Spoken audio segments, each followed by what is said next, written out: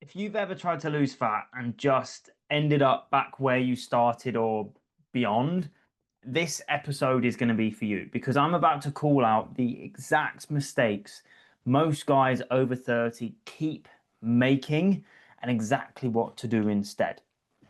And I'm not here to slate you, grill you for making these mistakes. I've made these mistakes myself as well. And I see a lot of my clients make these very same mistakes when they first come to myself. And I just want you to be able to break free from these mistakes and stop wasting time and finally get it right. So, first of all, we have the classic race car driver razzing around corners at 150 miles per hour, or the I've not got a driving license yet approach. So, we're looking at the all or nothing approach here. So, Monday morning, you wake up, you're ready to bloody smash it. We're going to go to the gym every single day. We're going to hit 10, 12, 15K steps. The alcohol is gone. No chocolate, chicken and broccoli for every meal, bit of rice if I'm feeling fancy. And for about 10 days, you feel unstoppable. You feel amazing. But then life happens, right? Work deadline, kids are off school, it's your birthday, a friend's birthday. You miss one workout and you tell yourself you fucked it. It's ruined. You can't get the results that you want. It's all of a sudden I'll start again on Monday. Except that Monday keeps moving to the following Monday, the next Monday, the Monday after that. You've gone from all in to all out. And here's the problem. If your plan only works when life is perfect, you're fucked. Because how often is life perfect? Seriously, it's not, right? Shit is always going to happen. Fucking Karen will go off sick from work last minute and you're skiving. You'll have to pick up her bits from bloody Karen will go off sick from work last minute. You'll have to pick up the pieces that she's left behind, even though you're skiving. You'll constantly have different events cropping up, being invited here, there, and everywhere, right? You'll get ill, whatever it may be. Life is not going to be, it's not going to be perfect, right? And what you need to do instead of being all or nothing is be all or something, which is exactly why I've built our adherence builder. So if we go back to the driving analogy, right, it's looking at this in a gears format, 1 to 5. And you don't need to be in gear 5 cruising all of the time, but you do need to keep moving. Okay, we don't want to stall and break the car down, right? So we look at it like this. Gear 1 is when you're driving around country roads and you've got granny drivers, cyclists. The worst is the cyclists, obviously, thinking they own the road. Get the fuck out of the way, you dickhead. But getting frustrated and everything feels like it's an uphill battle. You're late to wherever you want to go. And gear 5, on the other hand, is when life's easy. There's no other cars on the road, right? You've got ideal conditions. It's full send. Here we bloody go. You can go above and beyond, right? And we make your plan fit in accordance to these gears and we fill out everything in between. So that instead of being all or nothing, you can choose to shift gears. Go at the speed and the intensity that's going to reflect you right then and there. Instead of quitting, you shift gears, which is how you keep progressing year round. Now, if you want a full training on exactly how to do this, just message me and say adherence, and I'll send you over the full training that our clients have access to. And speaking of keeping moving, some of you are moving a lot, but not seeing the results that you want, which brings us on to the cardio bunny. Okay. You feel good at first. You feel like you're making your fat cry. It's melting away because the calorie counter on the cardio machine says you've burned 400 or 500 calories. You're drenched in sweat. Your balls are soggy. And then it's a few weeks later and you're like, oh, I still look the same. Maybe you've even lost weight, right? But aesthetically, you don't look any different, even though you're lighter. And the truth is that cardio does burn calories, but so does wanking, so does being in a coma.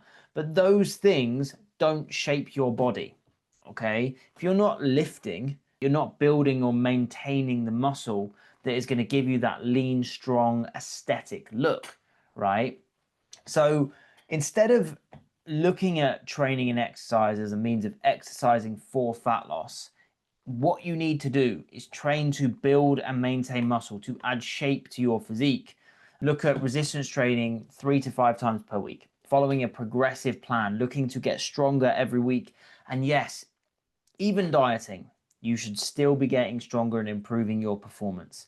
Okay, the only way that shouldn't be occurring, right, is obviously we have the odd session where that doesn't go to plan, of course, right? But it is when you're at the back end of a diet, you're dick skin shredded and you're really not putting much fuel in. And even then, we're looking to hold on to performance as much as we possibly can, right? We should not be using dieting as an excuse to have low energy, right? And not train, not perform. Because if you've got body fat, you've got energy. You have stored energy right there. And when it comes to cardio, I'm a fan. Do it, keep it in, but use it as a supplement. Cardio is great for your overall health. It will mean that you burn additional calories, of course, but what it will also do will improve your overall fitness, your overall capacity. So when you're doing your resistance training sessions, you're not failing your sets just because you're blowing out your ass and not fit enough. You will increase that level of fitness, that overall capacity, so you can then therefore push harder in your resistance training sessions. All right. But even if you nail this, you've got the plan down to a T. We still have the weekend warriors among us. Monday through to Thursday, Saints, and then the absolute wreckhead Friday through to Sunday routine, where you're perfect during the week because you're busy, you're working, but then you have multiple days of takeaways, pints, hangover food, wiping out all of the progress that you made earlier in the week. Because if we look at the maths, right, and you've got, say, 500 calorie deficit through Monday through to Friday, you're 2,500 calories down into a deficit, but then you overeat by 1,500 calories on Saturday and Sunday, well, you've totally wiped out that deficit completely. So the fix to this is, first of all, accept that for you to create change, you need to make change, okay? You cannot continue acting the way that you act and expect to radically change your physique and to get the changes that you want. It's not going to happen. It's just not, okay? I'm all for flexibility whilst dieting, of course, but there's a line. And that doesn't look like having 6 pints and a takeaway on Friday and Saturday. It just won't look like that. Don't get me wrong, sometimes you're still going to do that, right? Because you have a special event on or whatever it may be. But if that's your action every single weekend, you need to have a wake-up call and accept that you're going to have to change that behavior. But we can still factor in more leeway across the weekend. So you can calorie bank, you can save calories that you would otherwise have, say, Monday through to Friday, and then spend them Saturday, Sunday. This isn't going to give you leeway to be a total prat over the weekend, but it will give you more leeway to go have a meal out, maybe have a couple of drinks if that's what you want to do, right? But with this, you will still have to pre-plan that weekend. Understand how many calories you want to give yourself for the weekend, because we also want to be tactical with this. You don't want to be starving yourself Monday through to Friday and then absolutely blow your load over the weekend. And you can use the gears system with this that I was talking about earlier, where not every social is going to be the same. Sometimes you might understand, right, it's going to be a big weekend, so I'm going to drop to a lower gear here and still maintain some sort of standard. But other times you might want to stay in a higher gear and really manage things as best as you possibly can. Now, another really common one is chasing quick fixes. 6-week shred, detox tea, magic meal plan, the transformation challenge. Now, some do work until they don't. Some are total shit. Who remembers Herbalife? Is that still a thing? What a crock of shit that was. Now, I want to get this clear. I'm not against aggressive dieting to get fast results. It can absolutely work. I personally prefer it massively. A lot of my clients do as well. What I am against, though, is not having a plan of action to get the full result. Because after dieting, you need to have a plan to maintain that same result. So even when you lose the body fat quickly, the overall process isn't a quick fix, right? Because you need a plan to come out of the diet. You cannot skip that part. People seem to think they can sack off all the habits that got them their results in the first place, like eating good food, having protein, being mindful of calories, training, moving more, right? When they then go back to what they perceive as normal, which causes them to go back to where they were before in the situation that they wanted to change, you need to be maintaining these same habits, okay? So the fix to this is to focus on the skills that you utilized to lose the body fat in the first place, as long as you've done things properly. Having an appreciation of calories, resistance training, your lifestyle habits, not being a complete dickhead every weekend, and learning how to be truly flexible with your lifestyle, how to be adaptable.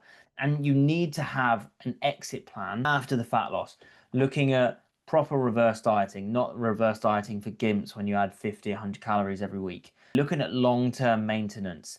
And actually, this is a difficult place to be because you've got more food, you've got more calories, but you've also got more freedom, more flexibility, which people can really struggle with initially because their hunger levels are quite heightened at this particular stage. And what we want here is continued progression. We don't want to have to go through that dieting phase all over again. So do things properly. That can be done in an aggressive manner, but then have an exit strategy and sack off the shit like the calorie burning tea. Absolute bollocks, right? Now, another super common issue that I see every single time I enter the gym, right, is useless training. Walking into the gym with no structure, just doing whatever might make you sweat, whatever feels right, whatever you can be bothered to do. Now, that might still be good for your health because you're exercising, but it isn't going to be the thing that transforms your body. It's not. Without a plan, you don't progress because it's just exercise.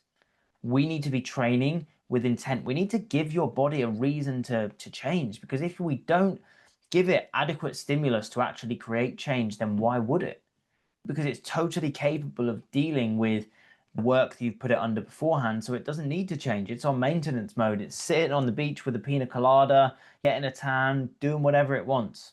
So you need to follow a structured training program tailored to you, your anatomy, your goals, your schedule, and you need to give your body a reason to change with that program. Just following the program isn't enough. You need to be training really freaking hard with intent to progress every single week, which you're going to do by tracking your lifts and understanding your targets, looking to get an extra rep every week, looking to increase weight when and where possible, looking to execute your lifts as best as you possibly can. And even if you've got all of this locked in, there's one more thing that completely derails guide progress. And people don't even think about it because it's not sexy. It's not the diet, it's not the training program, right? But really, you can train hard and do your best to eat well. But if you're sleeping for 5 hours a night, just relying completely on caffeine, you're stressed through to your eyeballs, fat loss is going to feel like an impossible mission. Poor sleep, high stress, not recovering, it's going to wreck your hunger, your energy, your headspace. Like, poor sleep literally increases hunger, decreases energy, and impairs your decision making. So you're hungrier with poorer decision making. Well, that's going to lead to you raiding the biscuit tin, right? And high stress also has you looking for, in most cases, food or alcohol, because you're looking for something to make you feel better in that immediate instance, right? Which generally is going to be in the form of food.